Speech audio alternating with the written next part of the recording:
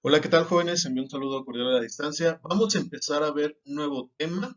Ese nuevo tema es la secuencia de lo que ya habíamos trabajado sobre la Revolución Mexicana para que vayamos entendiendo un poco el contexto.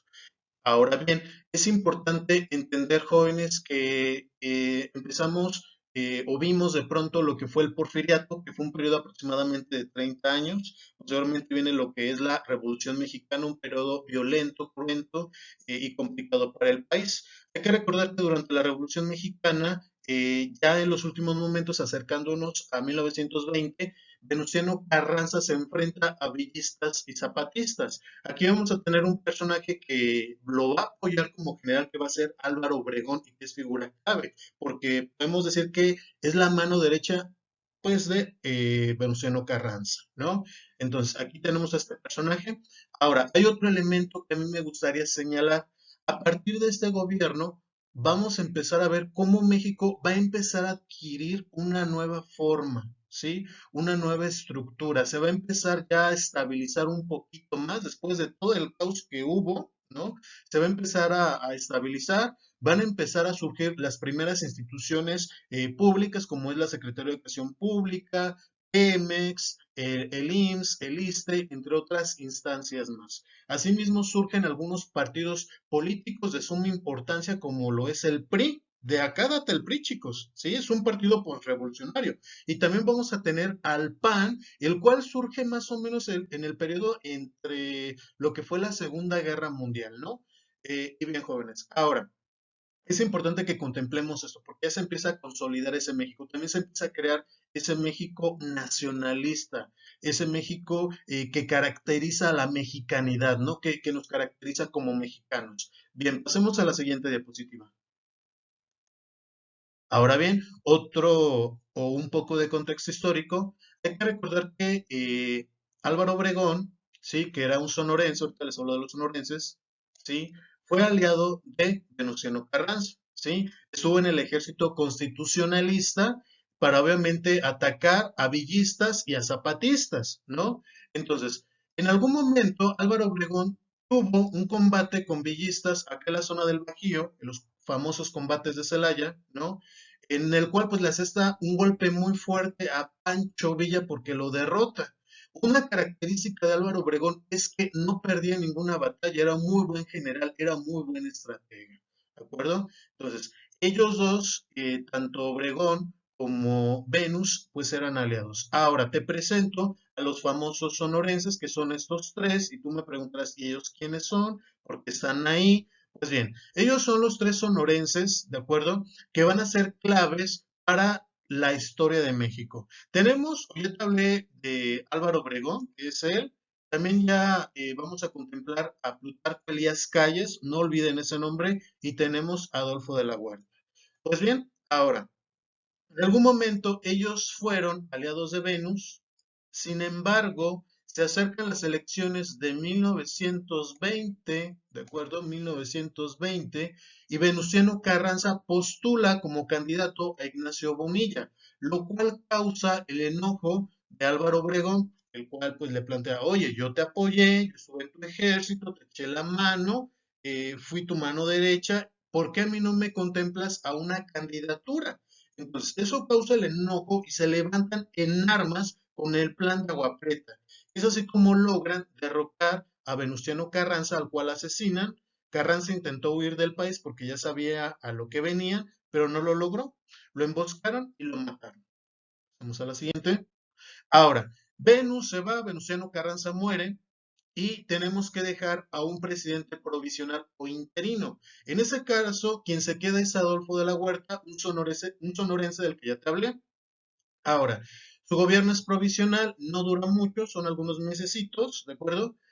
Una característica del gobierno de él es que va a pacificar al país, lo va a apaciguar, y asimismo él ofrece a Pancho Villa la hacienda del Canutillo, ya para que Pancho Villa se vaya a vivir tranquilamente y ya no ande ahí de revoltoso y no ande ahí incomodando al gobierno, ¿no? Porque pues era un caudillo muy guerrillero Pancho Villa, ¿no? Y bien, jóvenes.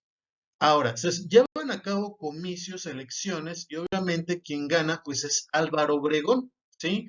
Él va a ser presidente el 1 de diciembre de 1920, al 30 de noviembre del 24, ¿de acuerdo? Álvaro Obregón tenía el apoyo de la clase popular, tanto de los campesinos como de los obreros, porque lo reconocían como un caudillo revolucionario que apoyó la causa. Es por ello que tenía ese reconocimiento, esa aprobación. Sin embargo, vamos a ver de pronto que él no tenía la aprobación de un país poderoso e importante, no tenía su reconocimiento como presidente. Ahora, ¿por qué los Estados Unidos no reconocían a Álvaro Obregón? Primero, porque obviamente se sabe que pues él llevó a cabo lo que fue el asesinato de Venustiano Carranza. Tal vez él no lo mató directamente, pero sí mandó a alguien, ¿no? Entonces, no le daban ese reconocimiento por ese primer elemento. Ahora, Venustiano Carranza, hay que retomar otro elemento, chicos. Él crea, en su gobierno se crea la Constitución de 1917, ¿sí? Que va a sentar las bases también del México actual. De hecho, muchos de los artículos de la Constitución de 1917 aún siguen vigentes. Obviamente muchos de ellos se han ido reformando conforme ha ido cambiando la sociedad mexicana, pero esta es nuestra base. De aquí parte todo nuestro país, ¿no?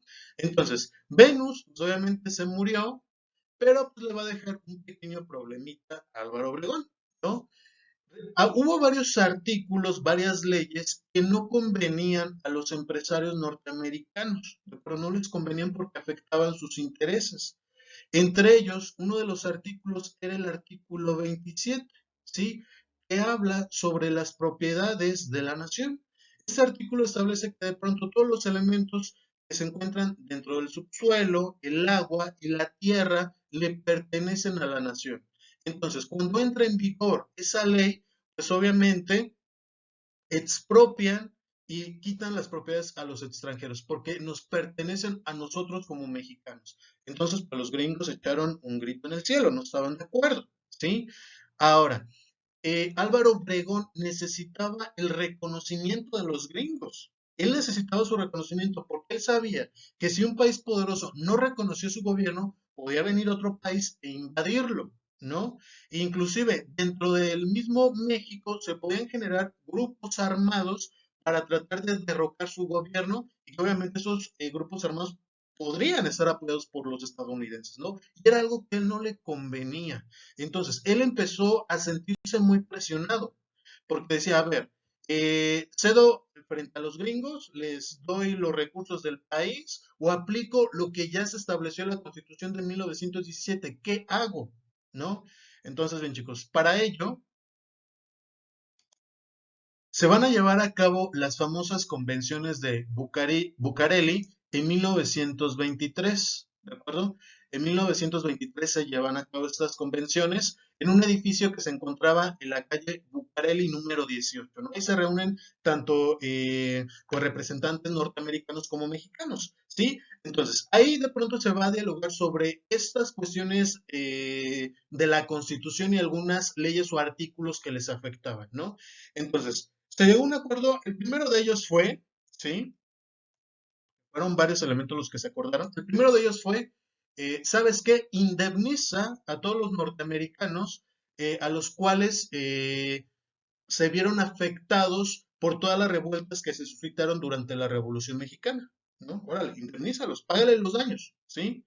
Ahora, el segundo elemento era de pronto, en el uno también entra de pronto que se les indemnizara por la expropiación de las propiedades que ya tenían los norteamericanos.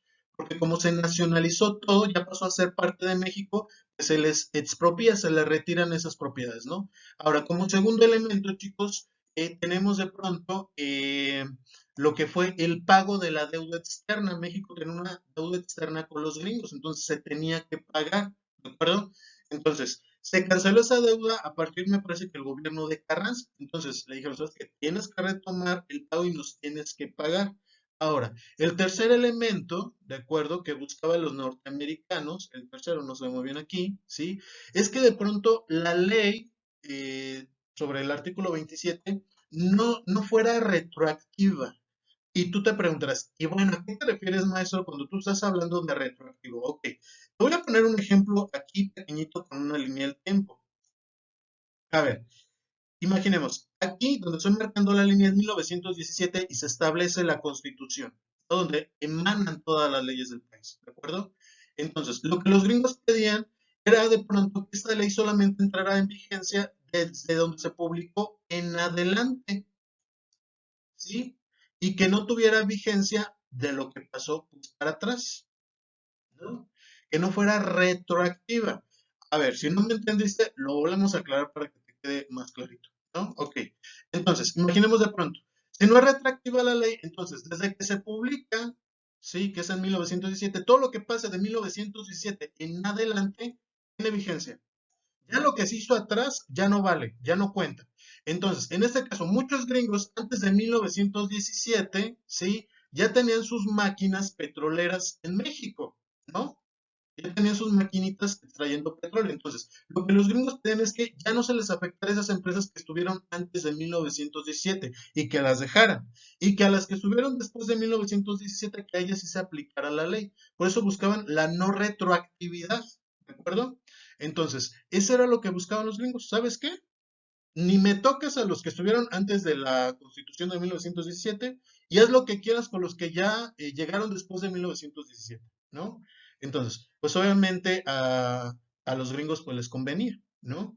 Entonces, esos fueron los famosos acuerdos de Bucareli.